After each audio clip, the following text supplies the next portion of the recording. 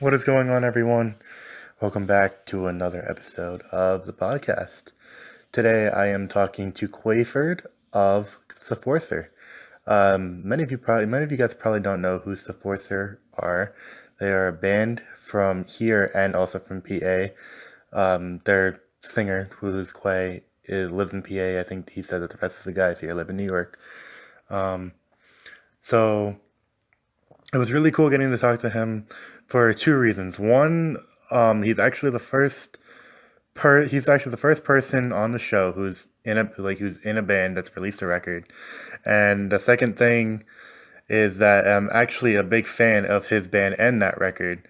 And you kind of hear me, kind of like suck up to him in a way um, during the duration of the podcast, just because of that very reason. I'm a pretty big fan of his music. I'm a pretty big fan of S'efforcer. I definitely think that they're very underrated where they are right now. I definitely think that they deserve more recognition. So, you're gonna hear the intro, and that's probably one of my favorite parts of the record that's on it. And so we're just gonna go ahead and get it rolling. I have a very good conversation with him, and I'm really excited to put it out there. So I hope you guys enjoy it. This is my conversation with Quayferd of S'efforcer.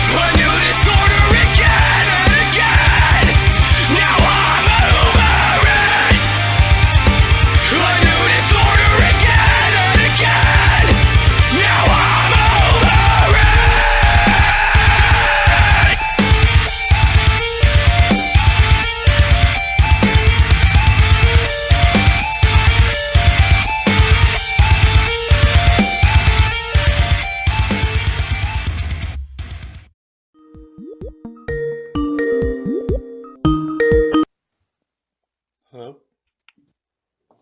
Hello. Hey, how are you? I am good. I'm trying to see if I'm able to turn this up a little bit more. Can you hear me? Yeah, I can hear you. You're just a little bit quiet on my end. It's because of my phone. Oh, okay, I got you. No, you're good. One moment. I also. Let, All right, go ahead. what's up? No, go ahead. Do what you're gonna do. Okay. I'm just going to run and grab my speaker. Oh, you're good.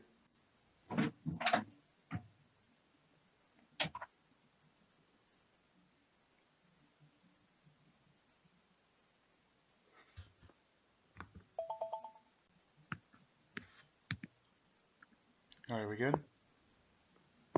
One moment. All right. Take your time. Sorry, man. I'm pretty clueless when it comes to technology. No, that's all right. It's what it is too is like I think they just implemented a new format with Skype, I think, and I think it just makes it a little bit more confusing. Because even like when I was trying to figure it all out, because I just started using Skype to record the podcast, to record the podcast. I'm sorry, I'm like still tired. Um, to record the podcast, it was like a whole new interface and everything. So I'm like, what is this? Honestly, I did not hear what you said. I am so sorry. It's all good. No, it's just I think Skype messed with things, so they probably I don't know. It's just weird. It is very weird. Yeah. Anyway, how are you? I'm good. How are you, my man? I'm all right. I am so tired, but I'm striving through it. Hey, man, I worked an overnight last night. I'm adjusting my sleep schedule, so. Oh yeah. Hey, do you work overnights every night or just the one time? or just is it? No, it's not like an everyday thing. Most of the time I'm working 3 to 11s, but sometimes I get hit with an occasional 11 to 7. Okay, I got you. Yeah, no, I work for Dunkin' Donuts. I just got that job, and they want to make me full time, but I also go to school as well. So what it's gonna be is like they are gonna have me go from like 4 to 10 in the morning, like pretty much 5 times a week. But the days I have school, I'm gonna go in from 12 to 6, and then I have 8 a.m. classes starting right after, and then like throughout the day I have classes like throughout the day. So I really Damn, will, dude. yeah, I really won't get sleep for a lot of time. But I'm What sure are you we'll going figure to stuff school out. for? I am going to school. So right now I'm just going to community college to just get like courses out of the way, and then I'm gonna Yeah, go to school for audio engineering. there you go, man. There Yeah, you go. yeah, yeah. It's definitely kind of hard to get into, but that's a good way to go. Yeah, yeah, no. I definitely just want to do it primarily for music, but other than that, you know. No, absolutely. Yeah. All right, so let's go ahead and dive right into it. So what's really exciting for this for me is that not only is this the first time I'm talking to a musician who's in a band. I know I had James on here, and he's a musician as well. But you're in a band and sort of like an established band. And another thing that's exciting for me is that I'm actually getting to talk to you also as like a fan because I actually do enjoy S'efforcer's music. So that's Awesome. yeah, I'm glad that you can take something away from it. yeah, for sure. So I guess where I want to start off is what was your upbringing like? Like what got you to where you are today, and what got you into music? Um, well, you know, I've been asked that same question a lot, and honestly, I never really have any what's the word, like proper way to answer the question. Um, I didn't live or like I wasn't brought up in what one would consider like a standard or normal childhood. Like like both of the parents are always there, and you go to school, you come home, your mom helps you with your homework, and you play with your friends after school, and that's the end of it.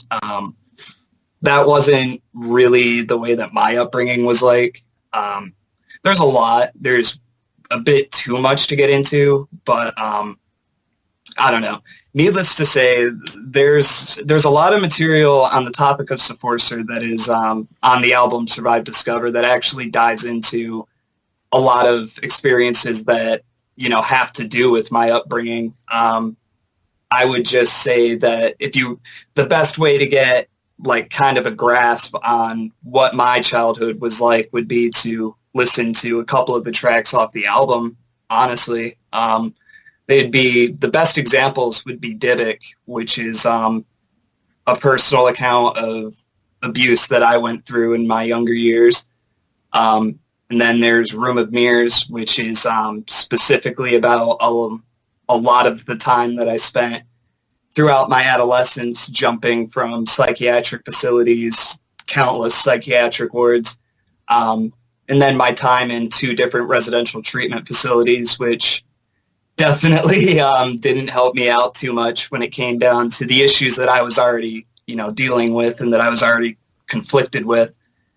Um, and I guess all of that comes to a head, like with where we're at today, as far as S'efforcer goes, and a lot of the person that I am. I've been to like really dark places, and I guess I do what I do musically to try and give somebody the same comfort that music gave me when I was in a dark place. Um, it for me it was always like Being as an Ocean or Law Dispute. I absolutely love Law Dispute. They're kind of like a secret, love of mine. I um, feel that. I openly love Law Dispute, to be honest. It's just they're just I was uh, introduced to them they're back in high school, and since then I've just been like instantly hooked on them. I don't listen to oh them yeah, as much anymore, but when they do come on, it's just like that's just like a week just right there of just straight Law Dispute. yeah, Yeah, yeah. I could, yeah. They're perfect, man. yeah, Like I yeah. don't know what it is, but yeah, I mean, all of the part of my language. I have a really bad potty mouth, and I'm sorry for it. But like, I don't think I never really like specified whether or not you can swear on the show. And to be honest, I swear a lot myself, so you can go ahead and run whatever. It's fine. okay, I've been like trying to like hold back on this swearing because I wasn't quite sure. But Yeah, I'll just put like a parental advisory warning on the episode. It'll be all right. cool. I get a parental advisory. But yeah, honestly, it was a culmination of a lot of shit, and just as I got older, I don't know, like all of that negative energy, I guess, manifested itself into something that made me want to provide some kind of comfort to somebody else, be that for 25 minutes when I'm screaming in their face, or when they're sitting awake at home at 3 o'clock in the morning and all of their friends are asleep and they think that they don't have anybody else there for them. Well, I mean, I hope that I can be that voice for them at 3 o'clock in the morning that keeps that person from jumping off a bridge, or keeps that person from, shooting up, or doing whatever it is that's not going to be, what's the word? Just not going to be good for the life ahead of them and whatnot. I don't know. I want to take my negative energy and make somebody happy out of it, if that makes sense. I can kind of see what you're saying, because when I listen to the record, and I've listened to it a couple times now, I can pretty much,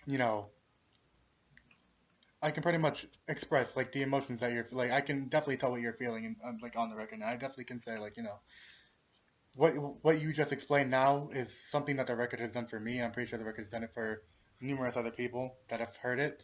It's it's right now it's underrated. I would definitely say it's definitely underrated, because it definitely deserves to be, in a spot where, like a Lot of Street record is, or Being as an Ocean record is, it's definitely got its place. It definitely has, it's definitely, like I would say, underrated, because the record is definitely, it's definitely a banger. It's definitely something that will make somebody feel something at some point, Like, dude, I really, really appreciate that. Thank you so much, man. Of course.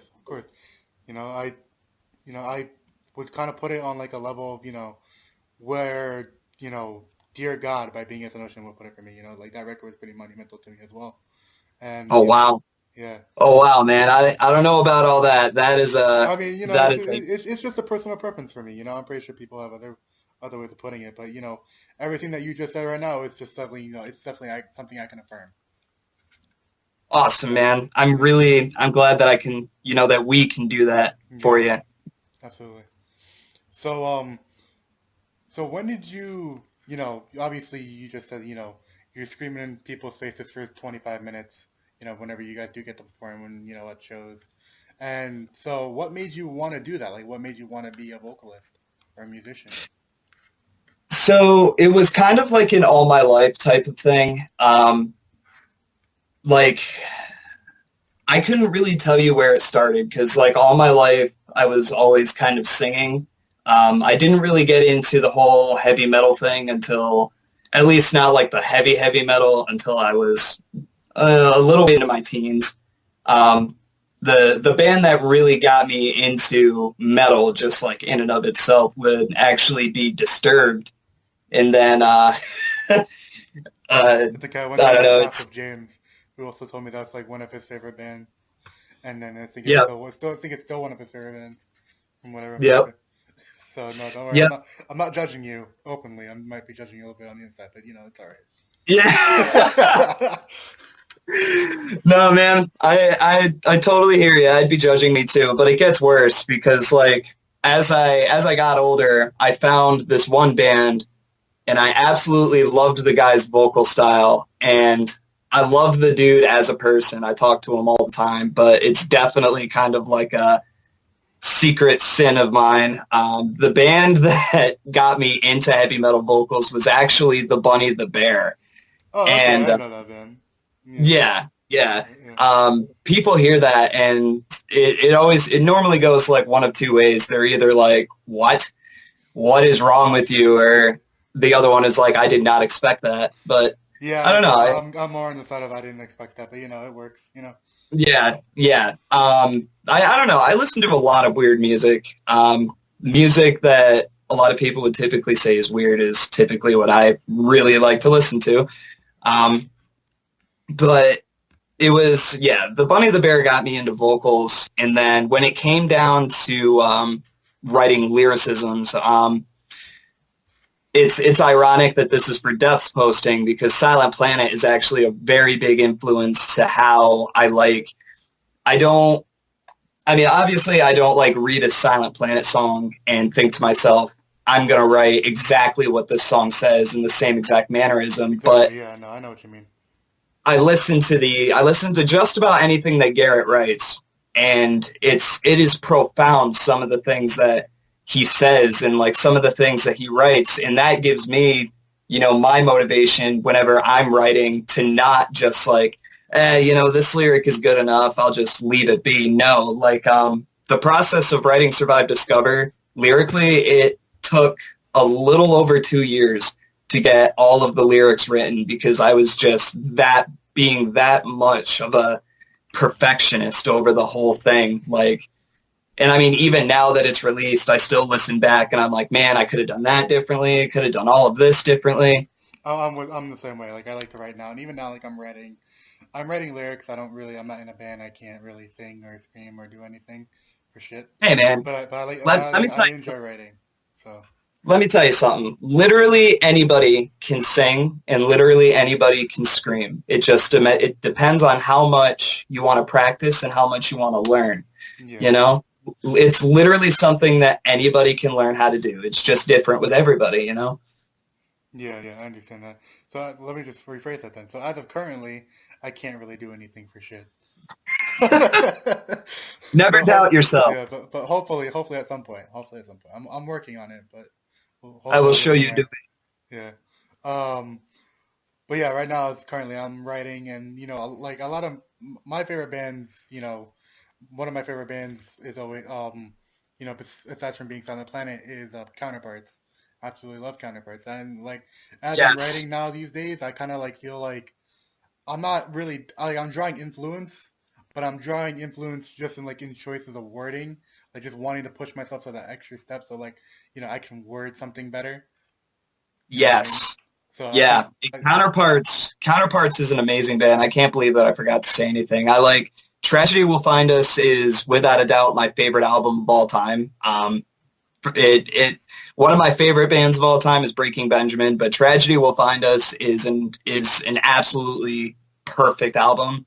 I actually have the artwork tattooed on my calf. That Wow. Yeah, that album means a lot to me.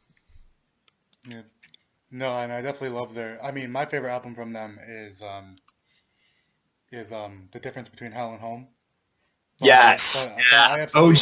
I absolutely adore their new album. You're not you anymore. You're not you anymore. No, I absolutely adore. That was like my album of the year last year because that was just a solid album, and that album hit home a lot for me. But yeah, I forgot what I was talking about before I said all that. We were just talking. You were talking about how how a lot of the lyricism comes from Silent Planet lyrics, and then I began to tell you about how I was writing. So yeah, I mean, it's not really that like my lyrics come from Silent Planet lyrics. It's more just like I kind of like reach out. I use a lot of the metaphorical things that Garrett would write, and I don't know. I use them as kind of like, I don't know how else to put it besides like I kind of take it as a challenge where like, okay, this song is written so beautifully, so for this one, I'm just gonna try my best to, so like for lack of a better term, compete with the lyrics of this one, and that's eventually I do that with really any artist. Honestly, when I read a good set of lyrics, like Architects has fantastic lyrics, Counterparts fantastic lyrics. I don't know, just I'm sure we could both go on for days. Yeah, for sure.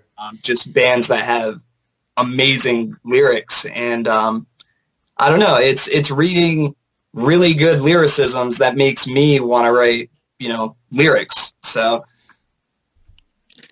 Absolutely. I understand that. So you said that the writing took you about 2 years to do. What was the recording process like for the record? Um, so I don't believe them, but our recording engineer, his name is Logan Bieber. He runs Octave Audio in now I think he's in Scranton, but he was in Williamsport. Um, You're from Philly, according right? to From huh? You're from Pennsylvania, right? Or Philly? Or Yeah, I'm from PA. okay. The rest of the dudes are up in Elmira, which is New York. But Oh, okay. That's where actually I'm from. Oh, I'm not from. I'm from New York. I'm not from Ohio. But so I lost track. What was the question again? I'm sorry. yeah, no, sorry, no, yeah, I kept. I tend to go off track. The recording process for about Discover. Oh yeah. Yeah. Um, Yeah, so I don't believe them, but we had two recording engineers, Logan Bieber and Paul Dennis, and according to them, I am really easy to record, and I'm one of the best vocalists that they've worked with. I do not believe that at all. I don't know. Maybe it's just I have really low self-esteem or something like that. Just I'm my own biggest critic. So when anybody compliments me, I always think like, yeah, I could have done that better, or I could have done this better. And so Well, like my someone very process, recently told me not to doubt themselves, but just saying. yeah. But like Yeah. my my experience with recording was honestly easy compared to everybody else. Because like my experience was kind of just waiting hours upon hours upon hours for the other guys to finish doing what they were doing to get everything finalized on like the instrumental part of it. And then, I go in and, I just, do my thing over top of the music. And it takes me like, maybe an hour to bust out like just one song. Whereas like in all of the other instruments, there's so much like complicated things that you have to do. And there's no such thing as a first perfect take, I swear. Like you play a part of a song and you think you hit it so on point, or in my shoes, I think that, my guitarist hit the notes completely on point. No, it's not on point at all. And it's just a constant process of repeat, repeat, repeat, do it again, repeat, do it again. And their process each took like, I don't know, it had to have been like 3 to 4 hours each song, each session. And then, for me, I'm just sitting around for all of that. And then I go in and I do my part in like an hour. So the recording process for me was easy. For the other guys, I can't really, speak for them and say it was easy. Yeah, no, I got you. I understand that. So when did the record actually come out? Do you remember the release date? Oh man, I am so bad with dates. Oh man. Am I gonna have to Google what day my band's? No way. I am ashamed of myself. Can we just like clip this out? Yeah, I will be sure. I will try to clip it out. I don't do well with a lot of editing. Actually, to be honest, a lot of the podcast episodes that I put out actually aren't edited. I don't care. It's all good. September 15th is when it dropped. And that was of last year? Or that was 2 years ago? Last year. Last year, okay. So since then, you guys have played shows. So like, what is it like having that record out and be like playing with playing songs off the album with people that know the material and everything? It's honestly a very astounding feeling. There's always like that rush and that enjoyment. I mean, obviously, that I've always gotten out of performing, but like now that people can actually hear, for themselves the words that I'm saying, and we're just like readily available to people. Just in like the couple shows that we've played since the album dropped, I have noticed more people, really vocalizing and getting into our sets and whatnot. And honestly, just thinking about it, I get goosebumps because it's such a profound feeling to know that, you've touched somebody's life and they actually, remember the words, they know the words, they confide in the words, and, they whenever they need like to seek out some kind of refuge, they find those words and they help them. And that's all I ever want, the things that I write to do. So I know I've said it a lot, but like it's definitely a very profound feeling. It's unlike anything else in the world. That's awesome. And so I remember that James told me that you guys had played iMatter Fest up here in New York. Yep. So what was that experience like? And is that your first experience with a festival, or has there been others? Yeah, in a sense, it was our first experience with a festival. For all of us, it was a dream come true. iMatter has been a part of pretty much every member's lives since, wow. I know that Bryce and Phil and Attila had all been going like since the first year, which I think was like 2009 or 2010. It might have been a little bit longer before. I didn't even attend my first. iMatter was the first festival that I ever attended. I went in 2011, I believe it was. And from that point on, that's all I ever thought about when I thought about music. I knew like one day I had to play on that stage. And when we got offered, it was like, the butterflies went from being butterflies and they just turned into bullets ricocheting all around my stomach. And I'm just freaking out because, this is my dream. And leading all the way up to it, I was a complete wreck. I can't even lie. Like, I was so anxious. I was afraid. I just was worried that something wasn't going to go right on my end. Like, oh no, this is going to be the one show that my vocals might blow out, or I'm going to trip and fall and, everyone's going to laugh at me or something, just stupid shit like that. And it never, like, nothing like that ever happened. The experience was perfect. It was exactly what I had always imagined. And I don't know. I know it was a dream come true for everyone in the band. I think that's something that we're all going to remember for the rest of our lives, for sure. How did you guys end up getting the offer? Just kind of knew the right people. All right, I got you. And so I had a question about playing shows.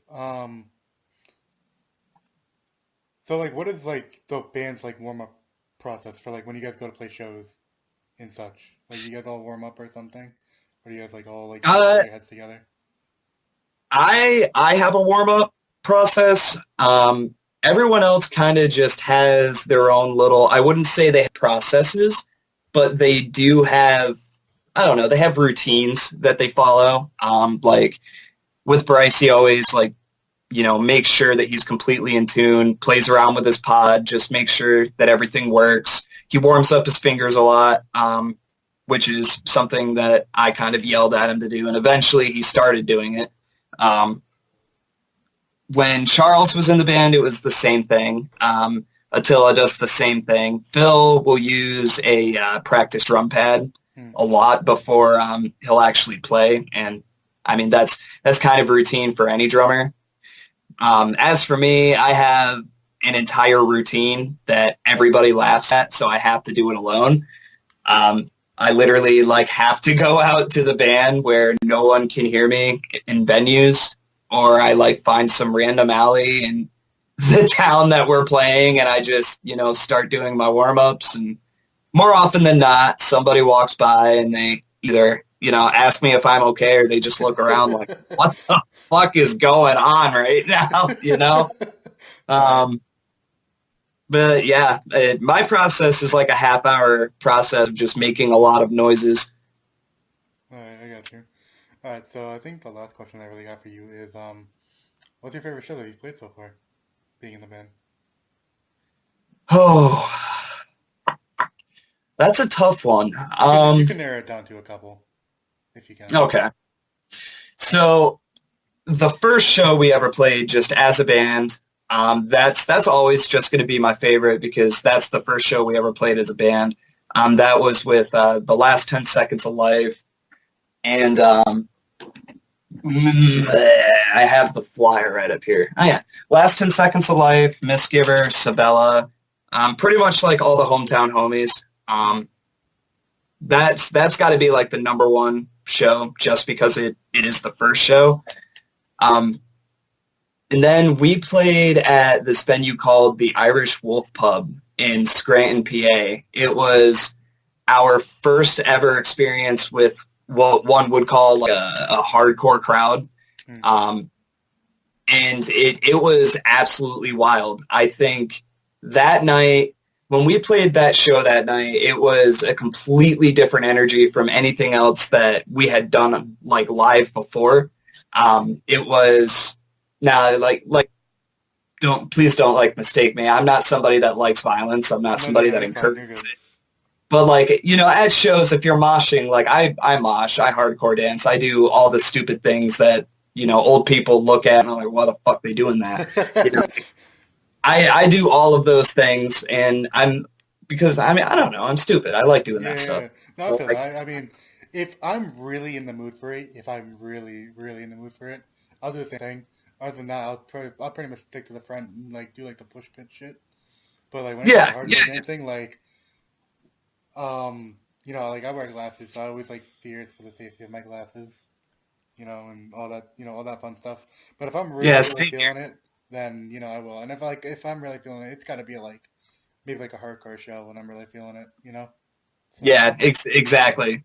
But like, I don't know. Like, there was that show is amazing for the two reasons. Like, one, it was just all around the most like hostile show we have ever played, and that was easily the best memory of it. But it was also so we have this part in Dybbuk where everything slows down for a second. Okay. And it's a big one-liner where like the guitar is just like and then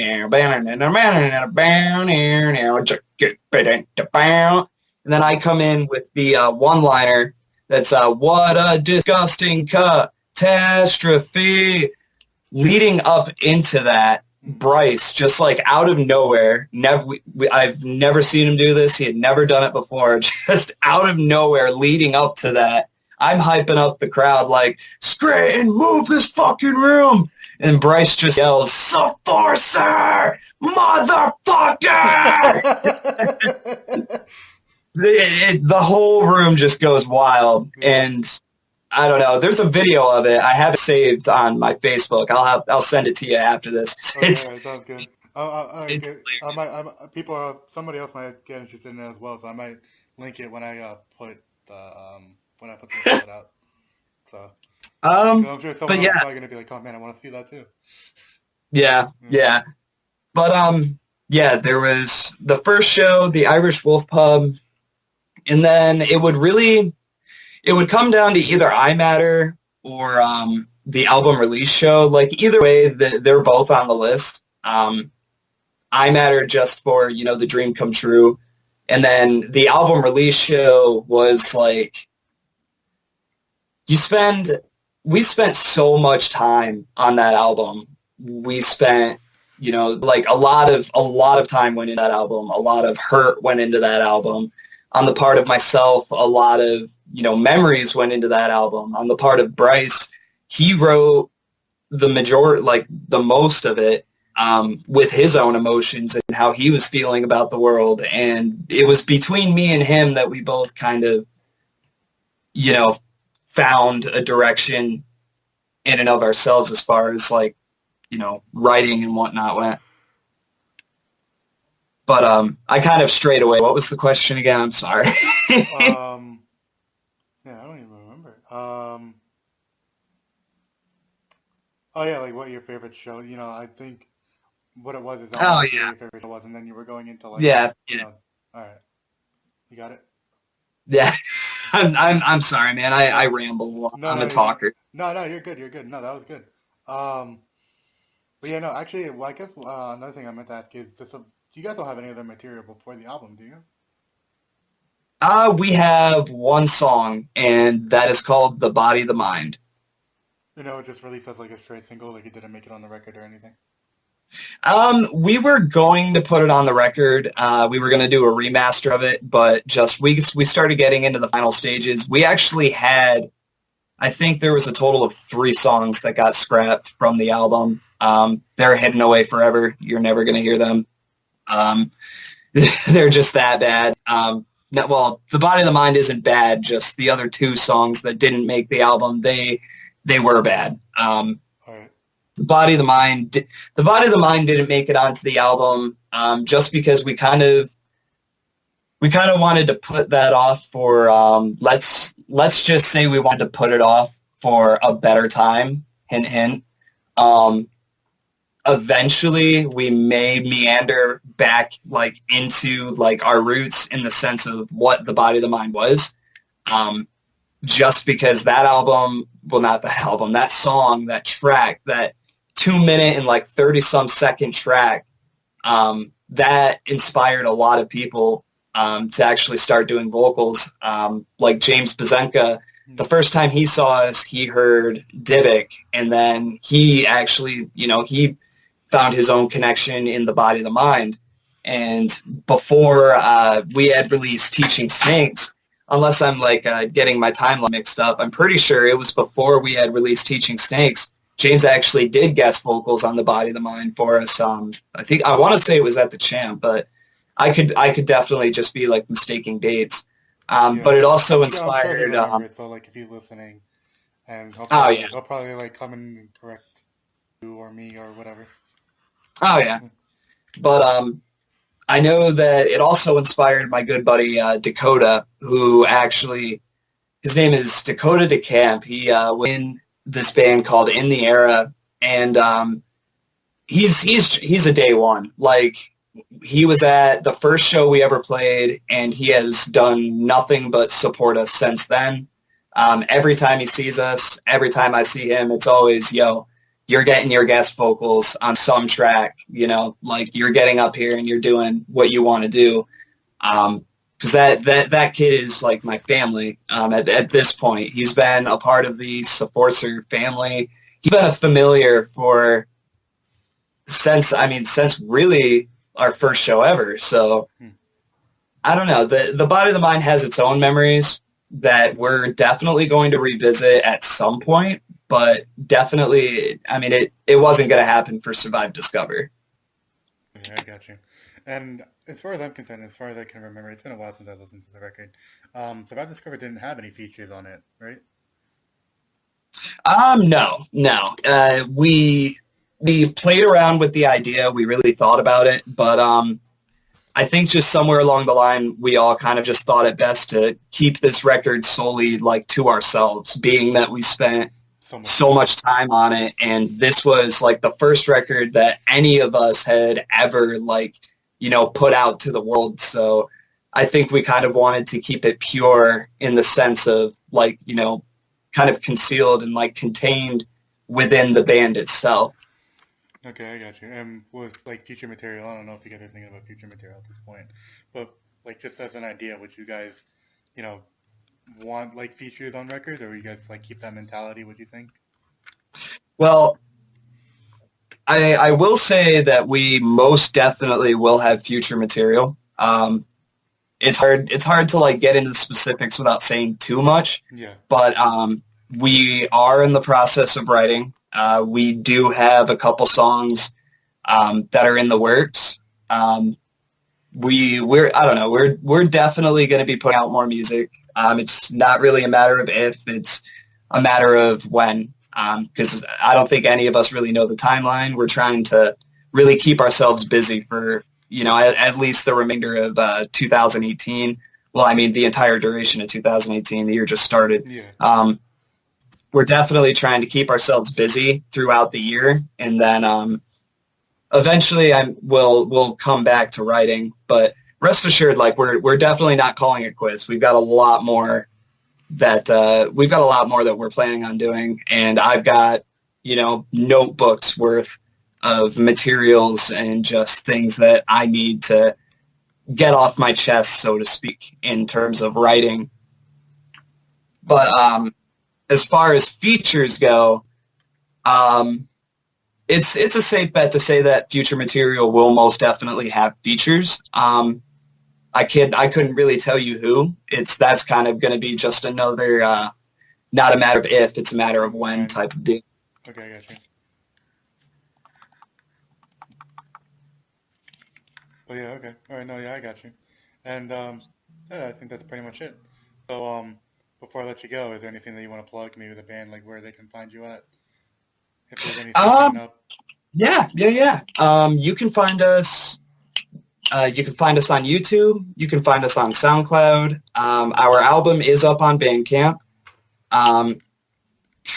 We do also have a big cartel, which is where you could buy our merch and whatnot, or you could just contact the Facebook page, and really any of us will get back to you. It depends on who sees the message first. But just a message that like I wanted to send out to Depthsposting, just about everybody there. Totally good. I know that like I'm kind of vacant in terms of like what I post there, not because I don't have something to say, just because I feel like a lot of the things that I have to say are already said there. But I have a lot of love for everybody in Depthsposting, including those who do not share the same as me, be that, you know, whatever happens to us when we die, be that whatever culture it is that you derive from, I just want each and every one of them to know that I love them, to know that somebody cares about them. And if ever you guys need somebody to talk to, please don't hesitate to message me. Don't hesitate to message any member of S'efforcer. We will all talk to you. If you look on our Facebook page, we also have a phone number. That phone number is a direct link to my house. That number is specifically for if you feel that no one is listening to you, if you feel that you don't have somebody to talk to, we encourage you, I beg you, please, if not calling 911 or the suicide prevention hotline, please call me, call somebody, talk to somebody. Don't ever put yourself in a position where you feel that you're helpless, because you're never helpless. There's so much love for you, be that in the chat, in life, in your friends, in your dog, in your cat. There's whatever it is that you love, you have that, and that is with you forever. We are with you forever. And as far as I'm concerned, S'efforcer refers to all of our fans as familiars, because we prefer to find our familiarities in the people that we know and to seek refuge in those familiarities. Because the one thing that is always persistent through life is somebody's strive, which is also what S'efforcer is named after. It's French for strive. We call our fans and all of our friends familiars because we want to see you again, and we want to, speak with you. We want to keep up to date with you. We want to stay familiar with you and your life and the things that you're doing. How are you doing in school? How's your family doing? How are you doing at your job? Stupid shit.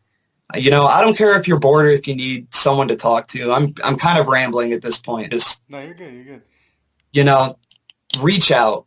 And there's so many people in Depthsposting that will listen to you. I will listen to you.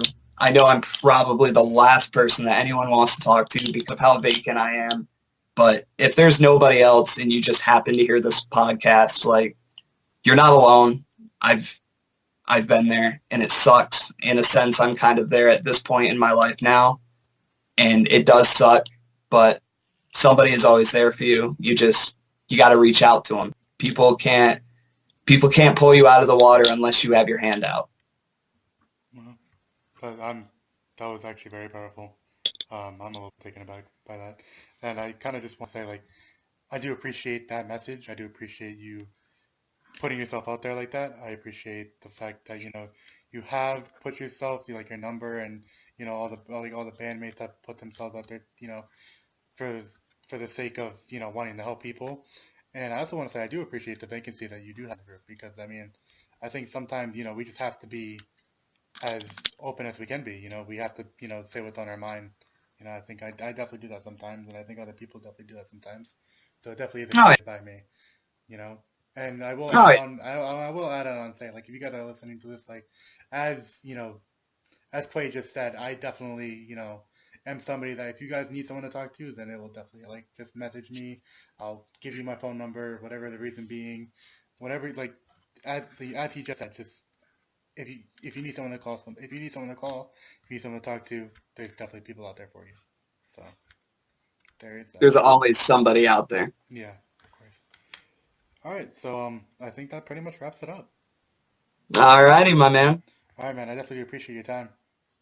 Absolutely, man. Thank you for taking the time to listen to me rant. No problem, no problem. I definitely enjoyed it. I definitely enjoyed it. All right, my man. Hey, let me catch you at a show sometime. All right, dude? All right, for sure. I'll definitely make the trip down. I definitely want to catch you guys. Awesome, man. All right. All right, I'll let you go. Hey, there's much love here for you, man. All right, same here for you. Have a good All night. right. Have a good night. Later, man. And that about wraps it up. I hope you guys enjoyed this week's episode. We will be back next week with another episode. Again, trying to keep it on a Friday schedule the best I can. Next week it might be a little bit more harder, but like I said, I'm gonna try the best I can.